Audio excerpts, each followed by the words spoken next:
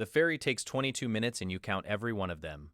The bay is gray and cold, the city shrinking behind you, and after the first minute you stop looking back because looking back does not change the direction you are moving. Ahead of you is a rock, 22 acres, a mile and a quarter from San Francisco. Close enough to see the lights at night, far enough that the water between you and those lights is something else entirely. You are 31 years old. Your sentence is 25 years. The judge read the number off a page without looking up, the same tone a man uses to read a departure time, and it still has not attached to anything real. The man beside you on the bench has been staring at his cuffed hands since Alameda County. You do not speak to him. You don't. They bring you up through the sally port at the top of the dock stairs. A guard counts the group. Another guard counts again. They put you in a room painted the color of old teeth, and they strip you and weigh you and measure you and give you a number. The number is not a replacement for your name. It is what your name becomes here. They hand you 36 pages of rules and a guard stands over you while you read them. Rule 1 says you are entitled to food, clothing, shelter, and medical attention. Everything else is a privilege. You read that sentence twice. Your cell is on B block, second tier, number 242. 5 feet wide, 9 feet deep. A cot, a shelf, a toilet, a small metal mirror bolted to the wall at the height of an average man, so that when you look into it, the top of your head is gone. The door is a sliding bar door and the lock is on the outside. There is one window, 4 inches wide and 12 inches tall, and through it you can see a strip of the bay, and on clear days, the lights of the city. On clear days, you learn not to look. The first night, you expect noise. You expect the chaos of county jails, the sound frightened men make when they crowd together. Alcatraz is not loud.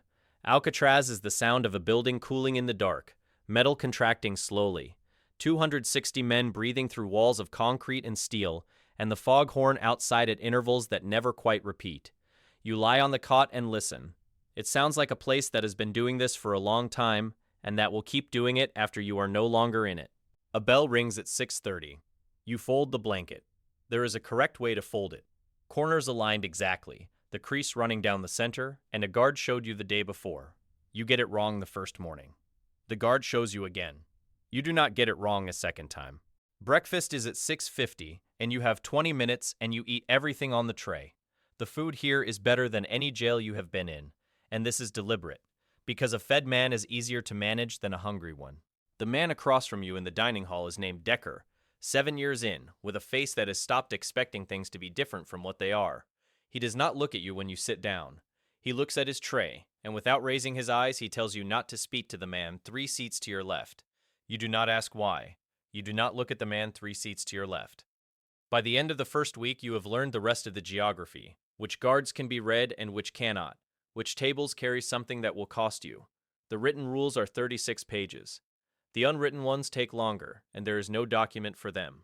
They put you in the laundry your second week, in the basement of the industries building, where the machines press military linens flat and hot through steel rollers. Sheets for the Presidio, for Angel Island, for places they do not name. 90 degrees in summer. In winter, the steam pipes rattle when the pressure shifts, the sound of something that wants to move and cannot. You fold 600 sheets a shift. You count them at first. After the third month, you stop counting, and by the fourth, you can fold one in 11 seconds without looking at your hands. The man at the machine next to yours is named Marcus. 11 years in. He moves in a way that uses the exact minimum energy each task requires, nothing extra, and you watch him for weeks before you understand it is not laziness but arithmetic. He has measured the distance between now and the end of his sentence and decided precisely what each day costs him. He is spending himself carefully. He does not waste motion. He does not waste words. The thing he has, the thing you want and cannot yet name, is that he has stopped fighting the shape of the day. He wears a faded blue chambray shirt, sleeves buttoned at the wrist, no matter the heat, the cuffs worn pale where his wrists turn against the rollers. And he talks to you, in the low even way the long men talk, and after a while the talking is the part of the day you wait for. He keeps a postcard on the shelf above his machine. A beach somewhere warm, palms, water, the color the bay never is. The corners are soft from handling. He tells you it is a town in Florida he has never seen, that he tore it from a magazine in his second year and has looked at it every day since, and that when he gets out, he is going there and telling no one where. You ask him how long he has left. He looks at the rollers and does not answer. and you understand you have asked the one question you should not have asked, and you do not ask it again. The men who were here from the beginning, from the rule of silence in the 30s, carry something you can see, a stillness that is not peace, a second skeleton built of years when you could not speak in the corridor or the dining hall. Marcus came in near the end of that. The silence is in how he lets a sentence sit before he answers it. You do not ask him about those years. You already understand there are things you do not ask about, because asking changes nothing and costs something. The yard is 200 feet long and 150 wide, chain link and concrete.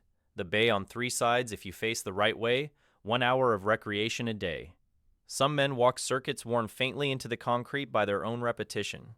From the northeast corner you can see the city lit at night, cars moving on streets you used to drive, windows coming on in buildings.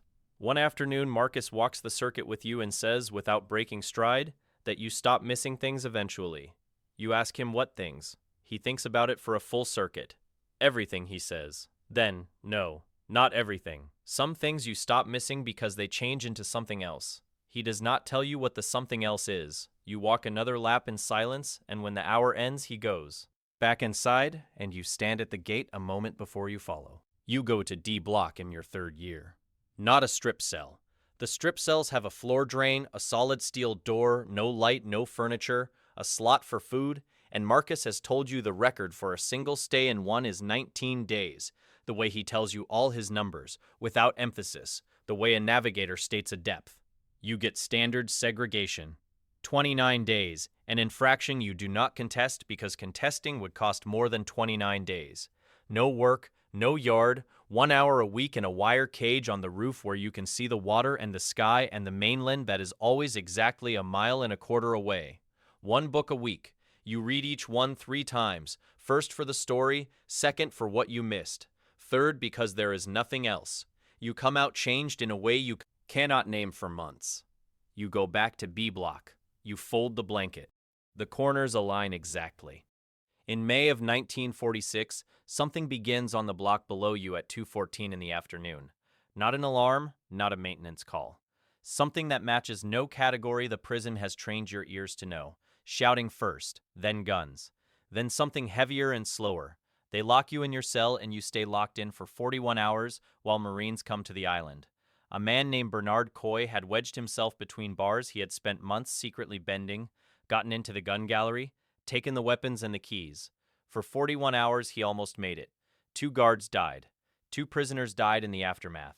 You think about the word almost for a long time, not because you admire it, but because almost is the word this place is built on. Almost a different choice. Almost a different sentence. In the winter of your 9th year, Marcus stops eating the orange from his breakfast tray.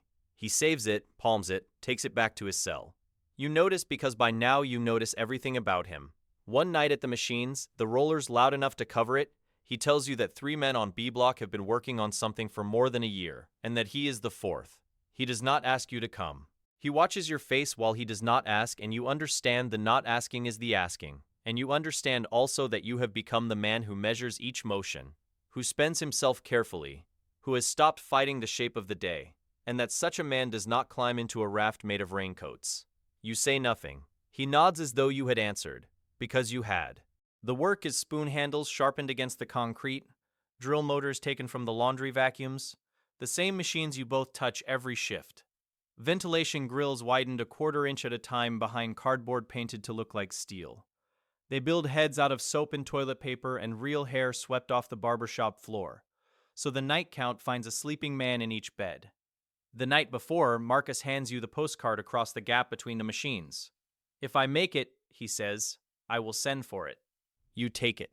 The corners are soft. You do not say the thing you want to say, because you have forgotten how, and because the rollers are loud, and because there is nothing to say that the not saying has not already covered. In June, Frank Morris and 2 brothers named Anglin go out through the widened shafts onto the roof and down to the water on a raft of 50 raincoats stitched together with stolen thread, with paddles cut from plywood, in the dark before the first count. The water is 52 degrees. The main channel runs 4 knots outbound toward the Pacific. The mainland is 1.25 miles. They are never found. The authorities conclude they drowned. No bodies come up. Marcus is in his cell in the morning count. His grill did not give in time. The other 3 went without him, because the tide does not wait, and he lay in the dark and listened to them go, and then put himself back in his bed beside the soap and hair head that was supposed to cover for a man who was no longer there. They find him exactly where he is meant to be. He spent 18 months and the prints worn off his fingertips to reach that water, and he reached the wall instead, and the wall did not open for him by a finger's width.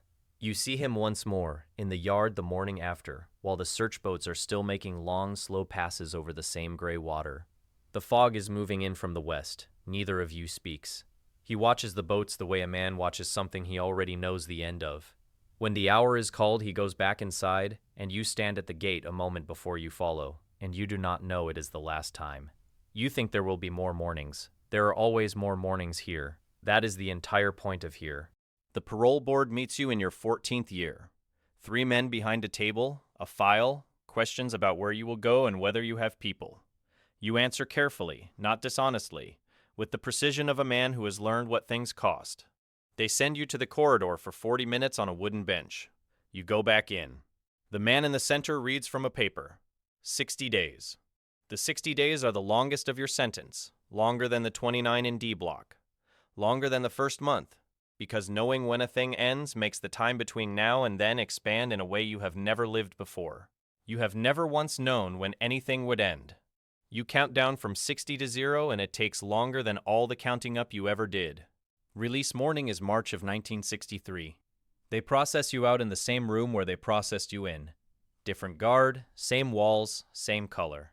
A suit that does not fit across the shoulders, a bus ticket to San Francisco, $40. They give you your name back.